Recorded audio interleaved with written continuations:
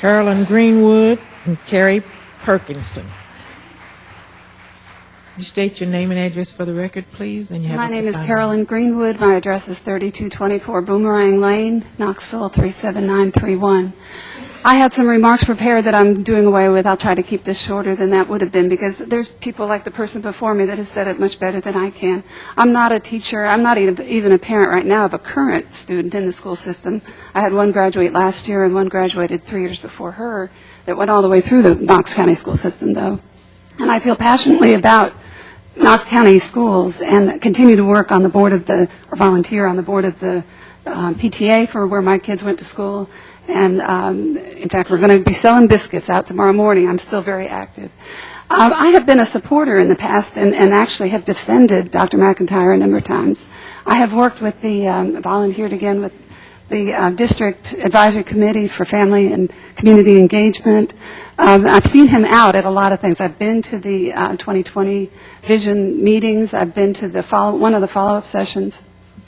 I have been a defender. I have to say, when I heard the teachers start to speak up, I asked some of the teachers at the school at one of the open houses. I just kind of randomly picked different teachers and asked them, what do you think about all this? And I got an earful. I was really shocked. I had no idea, even though I had heard one speaker at that meeting a couple of months ago.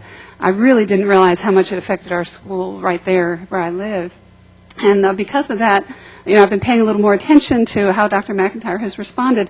And you might remember, Dr. McIntyre, the last time I saw you at the feedback session, I said, you have lost their trust, and I know you know that you've lost the teachers' trust. And that's why they've been sometimes even out of line in their reactions to you and what they say. It's gone beyond where it should ever have gotten to go. And so I told you that night, I said, you need to find something dramatic that you can do to gain their trust back. I mean, it needs to be sincere, but it needs to be dramatic. It needs to be some sort of, not more than a gesture and more than just saying, I want to hear what you have to say. It needs to be an action. Someone back here had a genius of an idea of you saying, take this off the table and we can all go home now. And that would show in a big way, that's a wonderful gesture. I mean, that would show them that you don't need to do this now anyway. You can get your contract extended later. I have not heard one person, and I've been here since it started, not heard one person say why this has to happen today. There's not, all those people that spoke for it didn't give a good reason of why. There's no reason why, but there's very good reasons why it shouldn't. And that's because of the message that it sends to the teachers.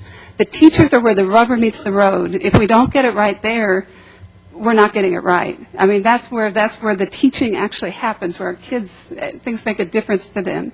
So if you pass this tonight and extend the contract, the message that it sends is unacceptable in my mind. Even if you disagreed with the teachers, send a gesture that sends the right message so we can start on a better footing.